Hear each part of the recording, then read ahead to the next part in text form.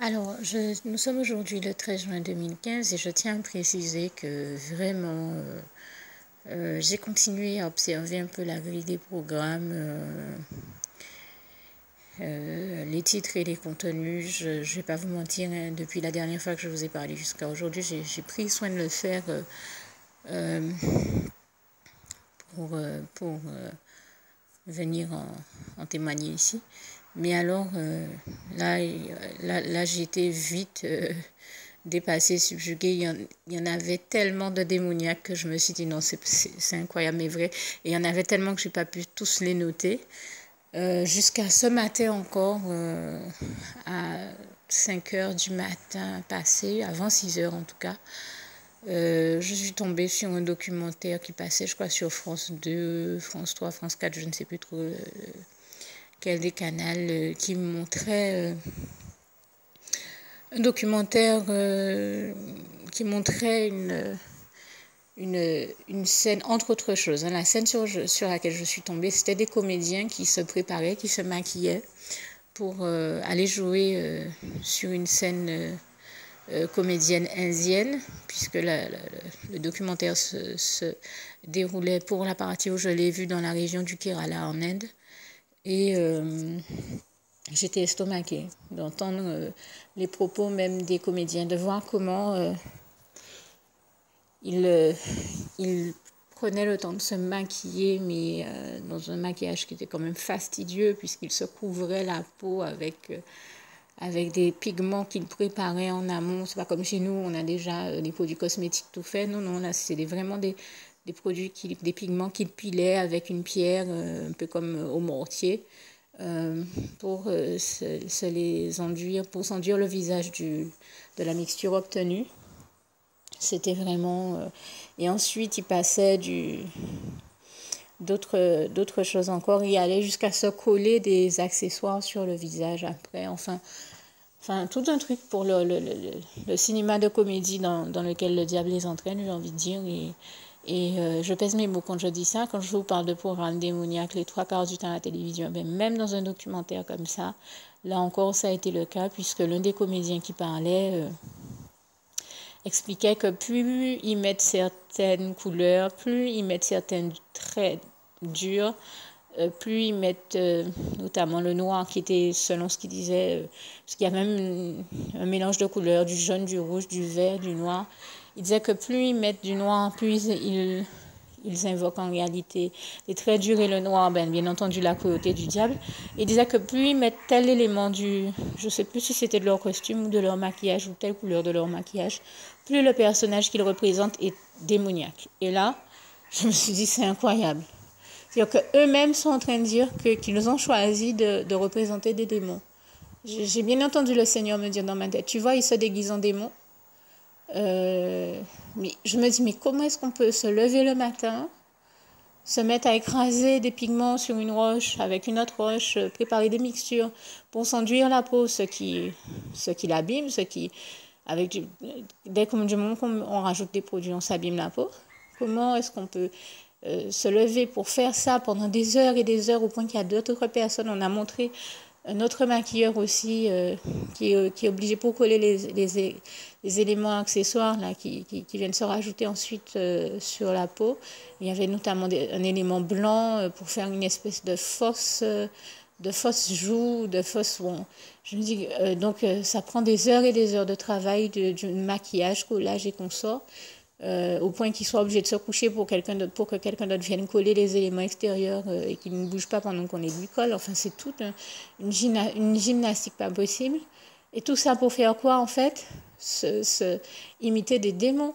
Puisque eux-mêmes ont dit, c'est pas moi qui le dis, eux-mêmes l'ont dit dans leur reportage, que plus ils utilisent tel ou tel élément, plus ils représentent un personnage démoniaque, donc des démons. C'est bien ce que le Seigneur m'avait dit, et c'est bien ce que le propos qu'ils ont tenu même signifie en résumé et en substance.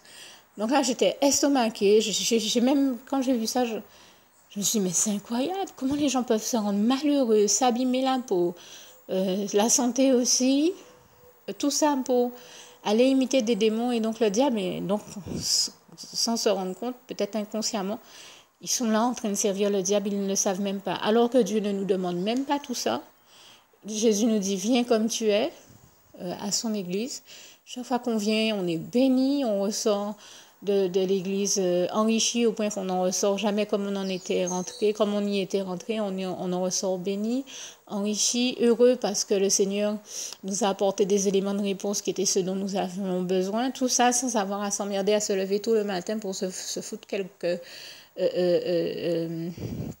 mixture sur la peau qui va encore nous l'abîmer, nous rendre malades, et sans avoir non plus à se dégrader la santé, à se lever tôt le matin pour faire quoi? Aller représenter les démons, jouer des rôles de démons, des rôles de plus en plus démoniaques en fonction des éléments qu'on y rajoute. Vous vous rendez compte, on vit dans quoi là? C'est quoi toutes ces choses-là? Même si c'est pas notre culture et que nous ne vivons pas en elle, mais je vous dis, voilà encore un élément du programme de la Grille TV qui m'a démontré que, comme je vous l'ai dit, hein, j'ai fait exprès de dire, vous allez voir, je suis sûre, ça fait des mois et des mois, pour ne pas dire des années, je pense que l'année dernière, à la même époque, je faisais le même constat, que les grilles sont de plus en plus, c'est comme si les ténèbres envahissent même les médias, la télé et nos vies au quotidien, si on ne fait pas attention, au point de, voilà, que les grilles de télévision soient de plus en plus démoniaques, que tout ce qui se dit dans les programmes parle d'une manière ou d'une autre du diable. Je crois que les gens ne se rendent pas compte de ça. Du diable, des fois aussi, mais pas assez, j'ai envie de dire, de Dieu, de la sainteté, de la pureté. Et c'est vrai que tout tourne autour, on en a conscience ou pas, de questions de foi, et foi en quoi? Soit Dieu, soit le diable. Mais à ce moment-là, on se rend compte vraiment quand on fait une analyse de la grille des programmes, comme je le disais, que soit les titres, soit les contenus sont démoniaques. Il faut être vigilant, il faut faire attention et ne pas se laisser envahir nos vies, nos cerveaux, nos intelligences par les ténèbres. Ils sont déjà en train d'envahir nos programmes télé, radio et autres médias et même sur le net.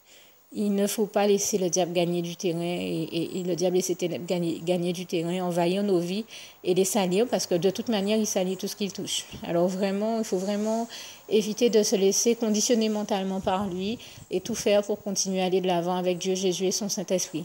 Et je précise ici que j'ai vu ce programme-là, mais j'en ai vu d'autres. Même ce matin, celui dont je viens de parler, le documentaire dont je viens de parler, passé avant 6 heures. Mais dans la foulée, je sais que j'ai zappé après. J'ai dit, mais c'est pas possible, même à 7h6, 5-6 heures du matin, des programmes sont démoniaques aussi. J'espère qu'ils le sont tous, parce que vous avez aussi des dessins animés pour enfants et d'autres choses. Mais il y a des programmes démoniaques, même à 7 heures là. Alors là, j'étais vraiment plus surprise, parce qu'on peut se dire que à certaines heures tardives ou autres, certains s'amusent peut-être à vouloir regarder des films d'horreur ou autre chose qu'on trouve là aussi dans la grille de programme. Je n'ai pas eu le temps de nécessairement noter les titres, mais j'en ai vu dans la grille de programme et plusieurs fois cette semaine. C'est pas du tout mon genre d'occupation. Et là encore, comme je le disais, pourquoi s'occuper l'esprit à se faire peur soi-même? S'enfermer dans le noir pour regarder des films d'horreur. Là encore, c'est une pratique qu'on trouve beaucoup ici et ailleurs. Et je dis, c'est vraiment pas une pratique saine puisque les gens se font peur. Ils se retrouvent des fois, les 3/4 du temps, se font peur avec ça, enfin, ou laissent le diable les effrayer avec ça. Là aussi, c'est malsain parce qu'après, je me rappelle d'une petite cousine qui me disait, ma mère m'a engueulée parce que j'ai regardé un film d'horreur avant d'aller me coucher et toute la nuit, j'ai crié. Elle a dû venir dans ma chambre parce que je faisais des cauchemars.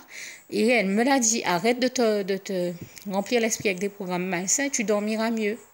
Et quand je vous dis ça, ce n'est vraiment pas anodin, puisque j'en vois les effets sur le cas de beaucoup de personnes que j'ai sous les yeux.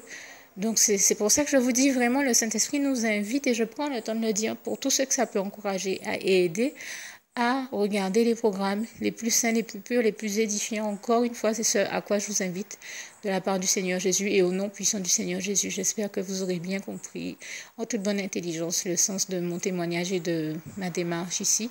Je vous le dis, si j'avais dû vous noter tous les programmes démoniaques que j'ai vus, j'en aurais eu pour plusieurs pages. Donc, je préfère résumer tout ça ici et vous dire que voilà, jusqu'à aujourd'hui, le 13 juin, ça a toujours pas fini. J'ai vu des programmes les plus inimaginables et choquants que possible.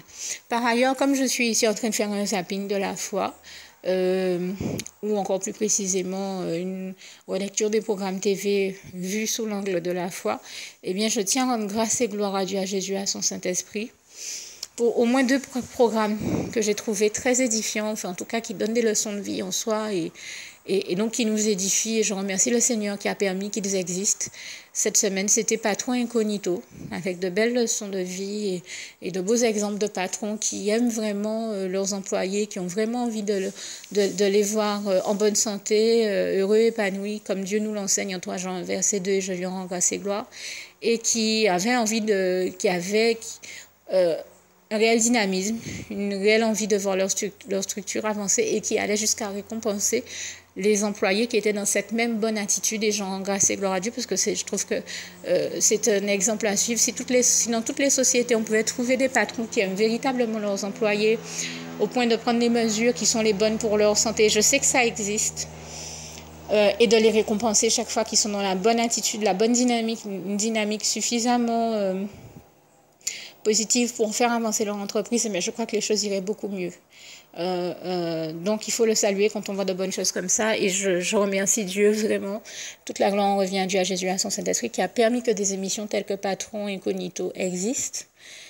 Et je tiens à dire qu'il en existe quand même des patrons comme ça, parce qu'il n'y a pas trop longtemps, j'ai vu le cas d'un autre dans un documentaire. Là aussi, c'était un bon documentaire sur la question des vignes, et on montrait donc un vigneron, le patron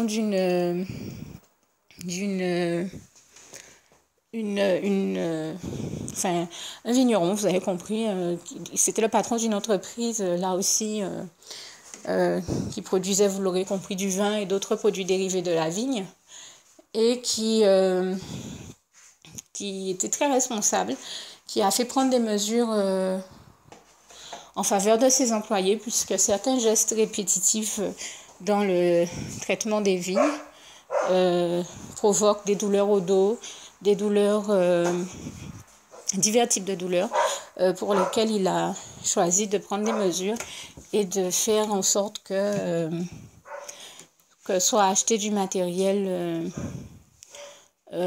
pour que ses employés aient à ne plus souffrir du dos, notamment des sécateurs. Enfin, ils avaient l'habitude d'utiliser des sécateurs qui, utiliser un sécateur en soi de manière isolée, c'est pas un problème, mais quand vous passez votre journée à répéter les mêmes gestes avec un sécateur et un sécateur qui pèse, on s'est rendu compte que ses employés avaient des problèmes au niveau du bras et du dos.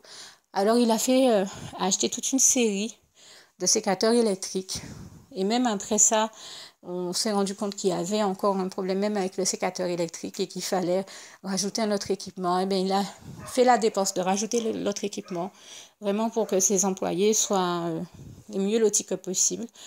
Et d'acheter aussi de nouveaux tracteurs plus ergonomiques pour d'autres employés sur la vigne. Et ça, je le salue, je dis chapeau bas, que le Seigneur bénisse de tels patrons et de tels employés, parce que j'ai vraiment vu comment ce patron-là était soucieux de préserver au mieux la santé, la qualité du travail, mais surtout avant tout la santé de ses employés. Et ça, je dis, s'il y en avait plus, les choses iraient beaucoup mieux.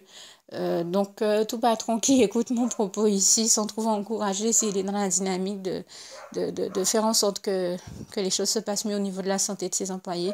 Je crois que Dieu ne demande que ça pour tous les employés, les patrons, et qu'à les bénir aussi. Je lui rends grâce et gloire puisqu'il veut tous nous voir heureux et épanouis. Donc ça, c'était sur la question du patronat. Et sur la question... donc je parle de l'émission qui est passée donc qui s'appelle Patron Incognito, mais vous savez sur quel canal elle est passée. Et une deuxième émission, je peux dire c'était sur M6, mais sur France 2, une deuxième émission a retenu mon attention cette semaine. Ça a été Retour en terre inconnue. Et là aussi, j'en rends grâce et gloire à Dieu qui a permis qu'on ait une très belle émission de qualité. Et je lui rends grâce et gloire parce que vraiment, là aussi, ça valait la peine d'avoir une aussi belle émission où des peuples qui ne sont pas de la même origine se rencontrent et ils font des échanges qui ont été véritablement enrichissants et édifiants. Et je tenais là aussi à rendre grâce et gloire à Dieu qui a permis qu'une si belle émission existe. Ça valait vraiment le coup de la regarder. Je dis vraiment toute la gloire en revient à Dieu, à Jésus, à son Saint-Esprit. Je parle surtout de tout ce que ça nous apporte comme enrichissement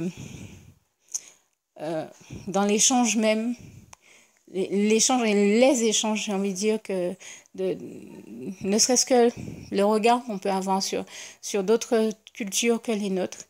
J'ai trouvé, je résume mon propos comme ça, mais il y aurait tellement de choses à en dire que c'était vraiment très enrichissant. Et je crois que cette émission-là, vraiment comme je le dis, je rends grâce et gloire à Dieu qui a permis qu'elle existe. Au moins, elle a eu le mérite d'exister. C'était une vraie bénédiction de Dieu, très enrichissante et édifiante, là encore pour nous. Voilà le type de programme sain que je trouve qu'on peut regarder, qui édifie, qui enrichit vraiment, et je tenais à rendre grâce et gloire à Dieu. Et pour vous montrer que je ne suis pas dans une dynamique de critiquer, parce que la critique pour la critique, ça n'apporte rien, et nous savons de qui ça provient, eh bien, j'ai pris le temps de citer ces deux exemples d'émissions véritablement édifiantes que j'ai vues cette semaine, qui étaient donc celle de Patron Incognito et de Retour en terre inconnue. Vraiment, je rends grâce et gloire à Dieu pour ces deux émissions. Ça a vraiment été très édifiant et bénissant. Toute la gloire, on revient à Dieu, à Jésus, à son Saint-Esprit. Alors, je terminerai en disant que, comme je l'ai dit tout à l'heure, j'ai choisi de vous épargner bien des titres d'émissions et de programmes ou d'autres films que j'ai vus que j'ai trouvé très négatifs, toxiques ou ténébreux. Au-delà même de tout ce que j'aurais pu imaginer. Mais pour citer deux derniers programmes qui m'ont interpellée, je crois que c'était jeudi soir qui est passé le film Collatéral avec Tom Cruise, je crois, dans le rôle d'une espèce de tueur en mission pour le diable et les ténèbres dans une cavale meurtrière incroyable mais vraie. Et ça nous ramène à cette thématique dont je vous parlais. Je vous disais que heureusement que le Seigneur Jésus nous a envoyé ses rayons de lumière, son esprit de lucidité et de discernement pour nous rappeler que, comme il est écrit dans le psaume 36, versets 9 à 10, d'abord c'est par la lumière de Jésus que nous voyons la lumière, et surtout que, comme il est écrit en 1 Jean 1, verset 5, la bonne nouvelle que nous avons apprise de Dieu, c'est que Dieu est lumière et qu'en lui il n'y a point de ténèbres, et aussi, non seulement que Dieu est lumière, mais que Dieu est amour, comme il est écrit en 1 Jean 4, verset 8 à 21, et c'est vrai que ça m'amène à vous dire qu'on ne peut pas se laisser aller à vivre et à marcher comme ça dans une ambiance de ténèbres ou dans les ténèbres, à regarder, à passer ses soirées ou sa vie à passer son temps à regarder des programmes provenant du diable, des ténèbres et ne rendant les pensées et voir les certaines actions des personnes qui les regardent au fil du temps se retrouver à devenir elles aussi ténébreuses. C'est quand même quelque chose de terrible que je vous invite de la part du Seigneur Jésus, de la part du Saint-Esprit, à éviter de vivre et à sortir de ce système de ténèbres pour aller dans la lumière de Dieu. L'une des meilleures manières de le faire, c'est de commencer par poser l'acte, d'adresser la prière que je vais rajouter à la fin de ce document au Seigneur Jésus, puisque le Seigneur Jésus dit en Jean 8, verset 12, « Je suis la lumière du monde, celui qui me suit ne marchera point dans les ténèbres, mais il aura la lumière de la vie. » Et nous savons que Dieu est celui qui a tant aimé le monde, et donc les hommes, les êtres humains, comme il est écrit en Jean 3, versets 16 à 17, il a tant aimé le monde qu'il a envoyé son Fils unique Jésus-Christ afin que quiconque croit en lui ne périsse point, mais qu'il ait la vie éternelle. Et surtout, ne demeure pas dans les ténèbres, comme le passage de Jean 8, verset 12 vient de nous le dire. Et d'ailleurs, le Seigneur Jésus nous dit aussi en Jean 8, verset 32, « Vous connaîtrez la vérité et la vérité vous affranchira. » Et un petit peu plus loin, en Jean 8, verset 36, « Si donc le Fils vous a affranchi, le Fils de Dieu, le seul Dieu vivant, tout-puissant et trois fois saint, éternel, notre merveilleux Dieu d'amour qui est au contrôle de toutes choses. Si donc son Fils, Jésus-Christ, vous a affranchi, c'est que vous serez réellement libre. » Jean 8, verset 36, donc. Et c'est vrai que j'aime particulièrement ce chapitre de Jean 8 parce que je le trouve très édifiant, là encore, parce que le Seigneur Jésus nous y révèle beaucoup de vérités. notamment en janvier du verset 41 à 47, où il nous dit comment le diable est le père du mensonge, comment il n'y a rien de bon en lui. Donc, restez dans une ambiance... et vous avez Jean 10, verset 10 à 11 aussi, hein, où le Seigneur Jésus nous avertit de lui, de qui il est, de ses méfaits, de ses œuvres destructrices, et comment le Seigneur Jésus nous amène à la compréhension de sa parole et de la réalité, à savoir qu'il n'y a rien de bon à trouver dans le diable, ni dans tout ce qui relève et procède non seulement de lui, mais de son royaume et de son fonctionnement, le royaume des ténèbres. Puisque nous savons qu'il est destiné à aller en enfer et que la seule chose qu'il cherche à faire, c'est entraîner le maximum de personnes à se retrouver à aller en enfer avec lui.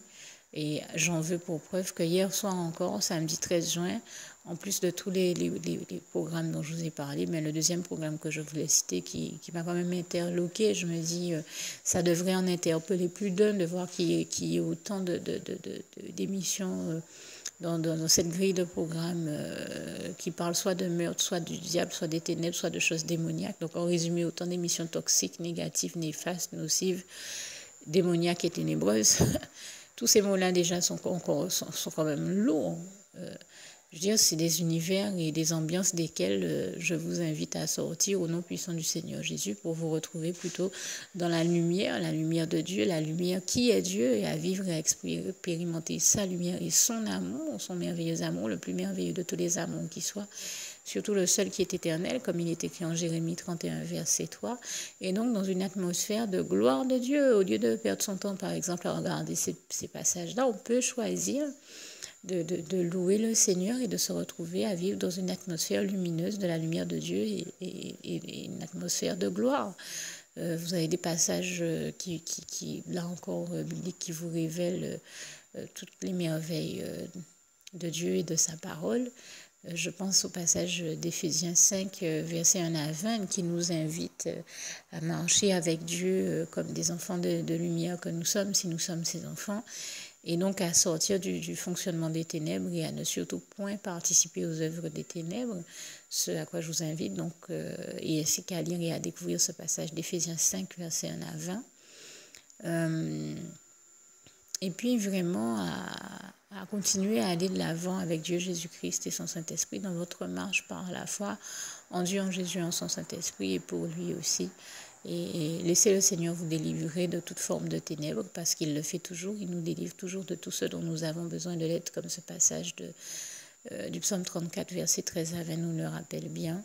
Et pour nous amener donc des ténèbres à son admirable lumière, lui qui est le Père des Lumières, comme il est écrit en Jacques 1, verset 17, je crois. En tout cas, c'est dans le livre de Jacques, c'est sûr, de manière à ce que nous évoluions et que nous continuions à toujours aller toujours plus loin, toujours plus haut, avec tous pour un et un pour tous, Jésus-Christ, vers le bonheur, dans les bras d'amour de Jésus, qui est le seul à pouvoir nous faire sortir des ténèbres, donc pour nous ramener dans son paradis, le paradis de Dieu, qui est sa demeure et où nous espérons aller expérimenter pour l'éternité le véritable bonheur avec Dieu Jésus-Christ et son Saint-Esprit au paradis, au lieu d'aller en enfer avec le diable. Et l'une des manières de dire à Dieu, oui Seigneur, c'est toi que je choisis, je te dis oui, plutôt que de dire oui au diable, je choisis de dire non au diable et de te dire oui, éternel mon Dieu, Jésus d'amour, Saint-Esprit. Eh bien, c'est non seulement vous pouvez le lui dire, comme je viens de le dire ici maintenant, et rajouter donc les paroles que vous allez entendre, qui vont suivre dans la prière que je rajoute à la fin de ce document. Et bien entendu, une fois que vous aurez terminé la prière, n'hésitez pas à lui adresser toutes vos doléances, tout ce que vous avez sur le cœur, et de lui dire tous les mots que vous avez envie de lui dire vous aussi. Et surtout, n'hésitez pas également à partager cette prière avec tous ceux que vous aimez et chérissez de la part du Seigneur Jésus.